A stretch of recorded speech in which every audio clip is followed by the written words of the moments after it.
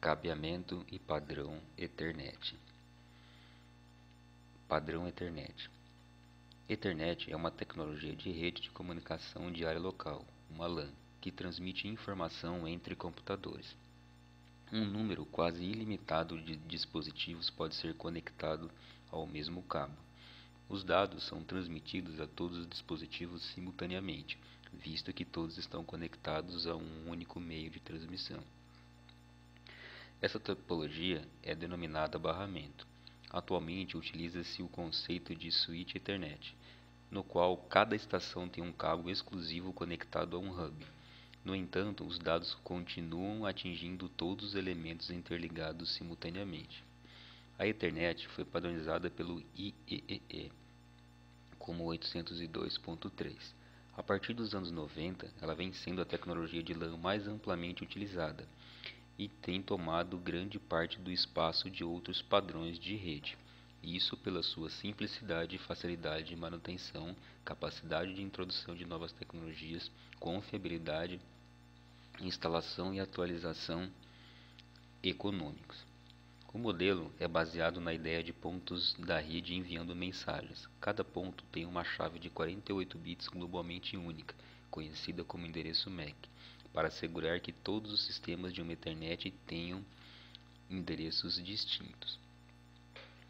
Os padrões de protocolos Ethernet temos 4 modelos. O primeiro é o Ethernet, com uma velocidade de 10 megabits por segundo, padronizado pelo código 802.3. No segundo, a gente vai ter o Fast Ethernet com 100 megabits por segundo, com o código 802.3U. Depois nós vamos ter o Gigabit Ethernet, com a velocidade de transmissão de 1 gigabit por segundo, com a codificação 802.3Z.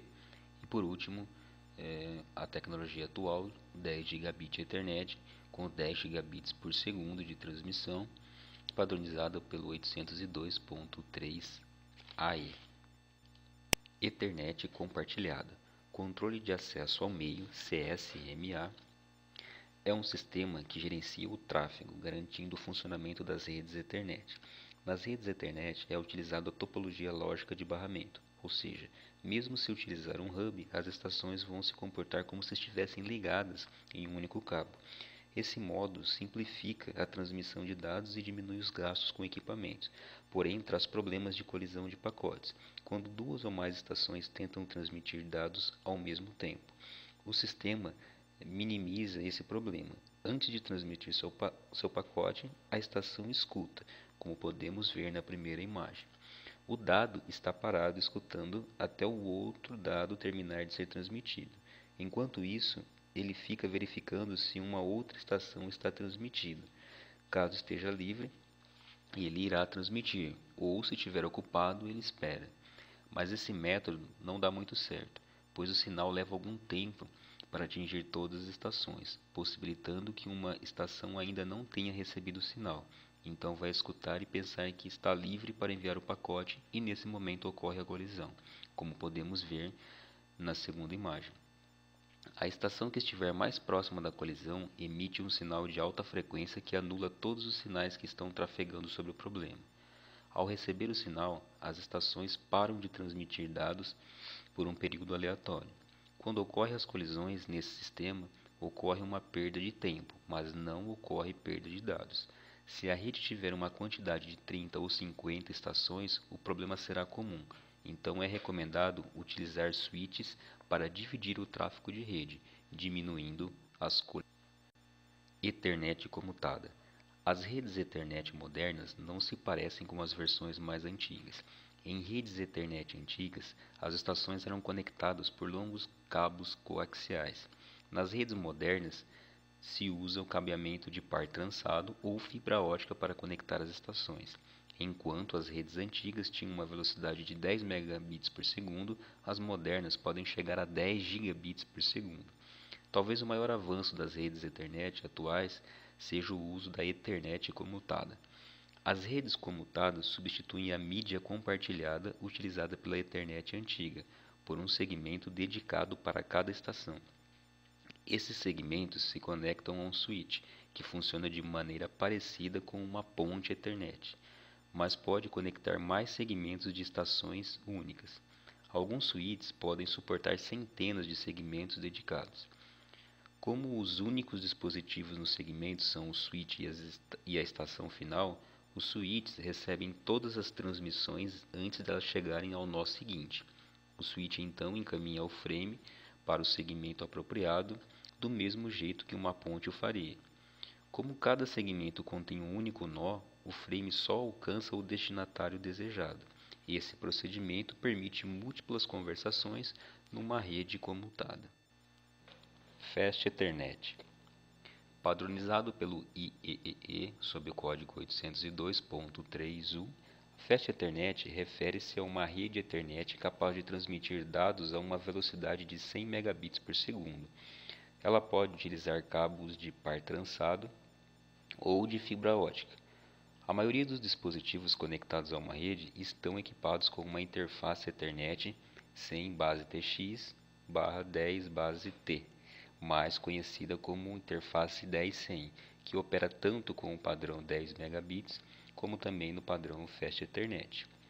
O tipo de cabo de par trançado usado pela Fast Ethernet é o categoria 5, como a gente pode ver na figura. Temos também aí um exemplo de placa de rede de Fast Ethernet. Veremos mais sobre cabos de par trançado mais à frente. Gigabit Ethernet, padronizada pelo IEEE sob o código 802.3Z. A Gigabit Ethernet, que também pode usar um cabo de par trançado ou fibra ótica, proporciona uma velocidade de transmissão de dados de 1 gigabit por segundo e está ganhando popularidade. Espera-se que em breve ela substitua a Fast Ethernet como um padrão de fato. O tipo de cabo de par trançado usado pela Gigabit Ethernet é o cabo categoria 5E, conforme o exemplo na imagem abaixo, no qual todos os 4 pares de fios trançados são usados para atingir velocidades de transmissão de dados mais altas. A maioria das interfaces é retrocompatível com a Ethernet 10 e 100 megabits por segundo, sendo mais conhecidas como interfaces 10-100.000. Para a transmissão a longas distâncias podem ser usados cabos de fibra, tais como o 1000 base SX, que alcança até 550 metros, e o 1000 base LX, até 550 metros, com fibras óticas múltiplas, e até 5000 metros com fibras simples. 10 gigabit Ethernet, padronizada pelo IEEE sob o código 802.3AE. A 10 gigabit Ethernet é a última geração, com velocidade de transmissão de 10 gigabits por segundo, e pode ser usado um cabo de fibra ótica ou de par trançado. As redes 10G base LX4, 10G base ER e 10G base SR com cabos de fibra ótica podem ser usadas para cobrir distâncias de até 10.000 metros. Com uma solução de par trançado, é necessário o uso de cabo de altíssima qualidade, categoria 6A ou categoria 7, como o exemplo apresentado na imagem abaixo. A 10 gigabits de Ethernet é usada principalmente em backbones de aplicações de grande porte que exigem altas velocidades de transmissão de dados. Na figura acima a gente tem um exemplo de uma placa sofisticada de 10 gigabit Ethernet já com 2 entradas.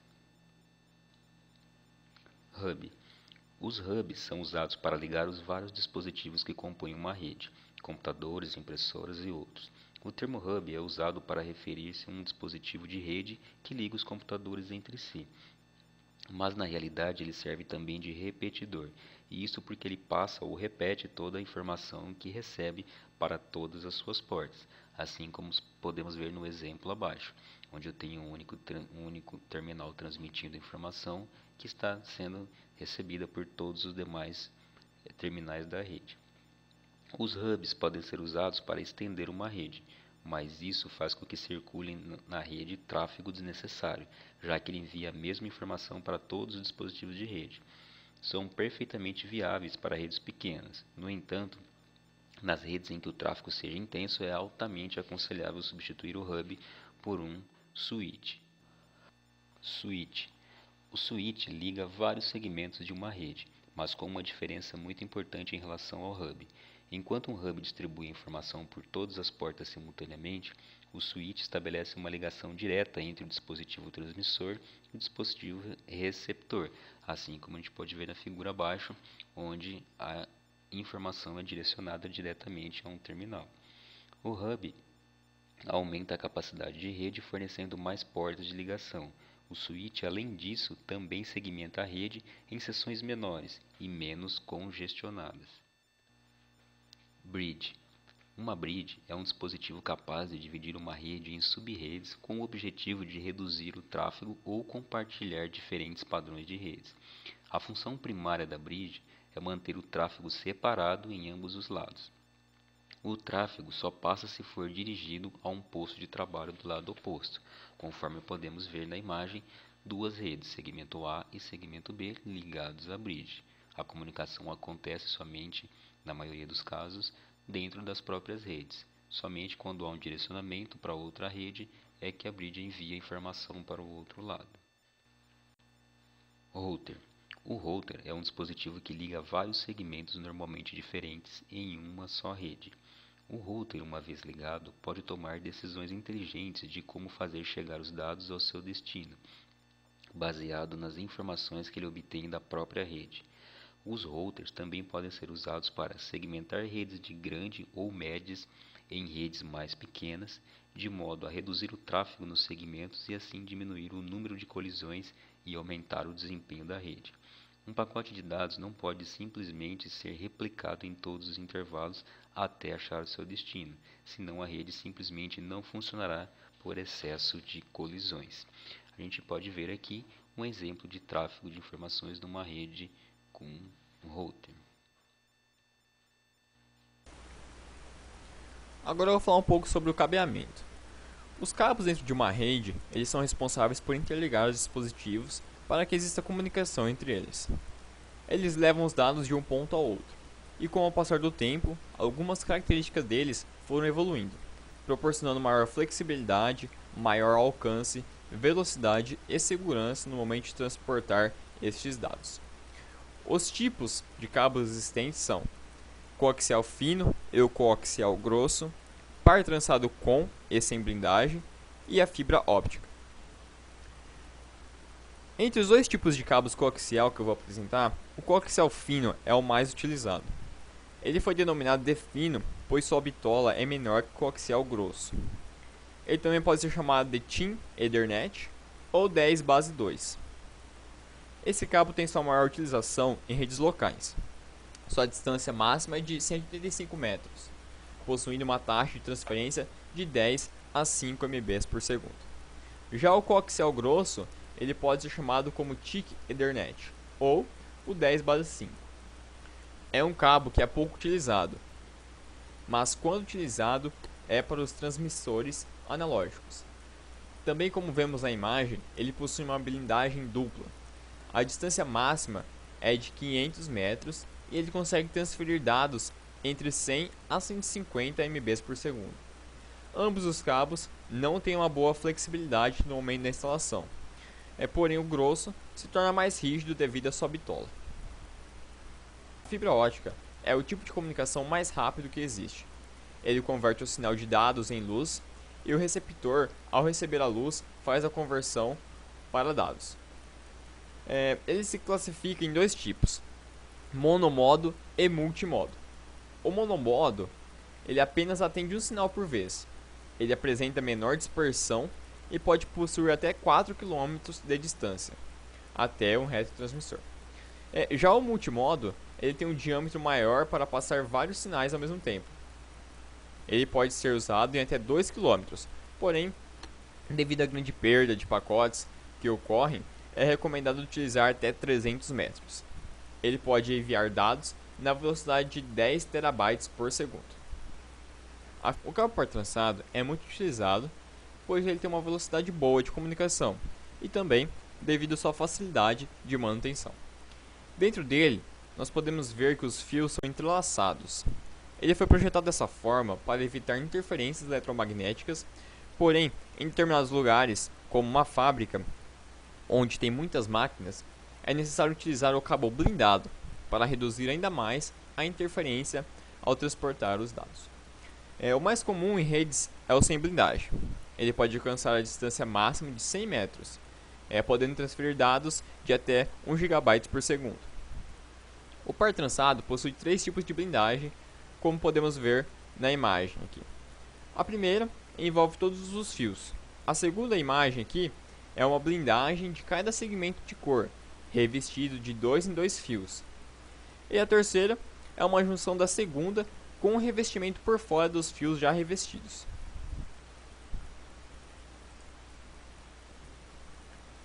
Cabo direto ou cruzado. No momento de montar um cabo par trançado, é necessário você saber onde ele será utilizado, pois no conector pode ser feita a ligação cruzada e direta. A ligação cruzada é chamada de crossover. Possibilita você ligar 2 computadores pelas respectivas placas de redes sem precisar de um hub ou switch. Também é utilizado para interligar hub e switch. Aqui no caso então, tem aqui o cabo direto, ligando de um dispositivo ao switch ou um hub. Tem aqui a comunicação de um hub ou switch para outro hub switch que foi utilizado cruzado. E temos aqui outro exemplo também do cabo direto sendo ligado do hub ou switch até o computador. E como eu disse, para ligar 2 computadores sem precisar de um hub ou switch, precisa de um cabo cruzado. Aí aqui tem como deve ser a crimpagem para os seus respectivos tipos de cabos, cruzado ou direto. Bom, vou entrar agora nas categorias. A categoria 1 e 2 ela não é reconhecida pela TIA, que é a Associação das Indústrias de Telecomunicação. Elas eram utilizadas em instalações telefônicas e redes antigas. Elas possuíam uma baixa velocidade na transmissão. Já a categoria 3 foi o primeiro padrão desenvolvido especialmente para a rede, possuindo uma frequência de até 16 MHz e já conseguia transmitir em 10 MB por segundo. A categoria 4 não é reconhecida pela TIA. Ela foi uma melhoria da categoria 3, porém não fabrica mais. Tinha uma frequência de 20 MHz e foi substituída pela categoria 5. A categoria 5 também não é reconhecida pela TIA. Ela suporta uma frequência de até 100 MHz, porém é raro encontrar hoje em dia esse cabo, pois foi substituído pela categoria 5E. Já a categoria 5E é um aperfeiçoamento da anterior. Ele foi criado com a intenção de reduzir a interferência entre os cabos e a perda de sinal. Atualmente é a mais utilizada e é reconhecida pela TIA, chegando à frequência de 120 MHz. A categoria 6 foi desenvolvida para ser utilizada no padrão de Gigabyte Ethernet. Ela oferece uma qualidade superior com uma frequência que foi ampliada para 250 MHz. A velocidade é de até 1 GB por segundo, porém a distância máxima de 100 metros ainda permanece. A categoria 6A, que o A significa ampliada, é uma melhoria da categoria anterior. Ela foi criada para conseguir transportar na velocidade de 10 GB. Eles suportam a frequência de até 500 MHz. Essa categoria tem um maior poder ao reduzir as interferências e perdas de sinais. Já a categoria 7, ela ainda está em desenvolvimento e ela traz a ideia de permitir criar rede de 100 GB por segundo. Também traz a ideia de suportar até 600 MHz. Conectores. Bom, cada cabo possui seus respectivos conectores. Iniciando pelo coaxial, ele possui o conector BNCT, que liga a placa de rede dos computadores ao cabo da rede. Ele também possui os terminais, que são colocados nas extremidades dos cabos. Os cabos par trançado utilizam o famoso conector RJ45. Como disse anteriormente, no momento de crimpar os cabos, é necessário saber se a conexão será direta ou crossover. A fibra ótica possui 4 tipos de conectores, que são ST, LC, SC e MTRJ. O ST, que significa Straight Chip, é um conector mais antigo, mas muito popular para o uso com fibras multimodo. O LC, Lucent Connector, é um conector que tem bastante popularidade. Ele é bem utilizado e em fibras monomodo é o mais comum usado em transceivers. O SC é um conector simples e eficiente. Ele é utilizado em sistemas simples de encaixe e oferece pouca perda de sinal. O SC é um conector simples e eficiente, utilizado em sistemas simples de encaixe e oferece pouca perda de sinal. O MTRJ é um padrão novo. Sua popularidade está crescendo, substituindo os conectores SC e ST em cabos de fibra multimodo, mas eles não é muito adequado para a fibra monomodo. Vou falar um pouco sobre agora o quadro Ethernet. O sistema Ethernet possui um núcleo que é chamado de quadro. Ele existe para mover quadros de Ethernet entre os computadores ou estações. Bom, ele é composto por bits que são distribuídos em campos especificados, no qual eu vou falar um por um.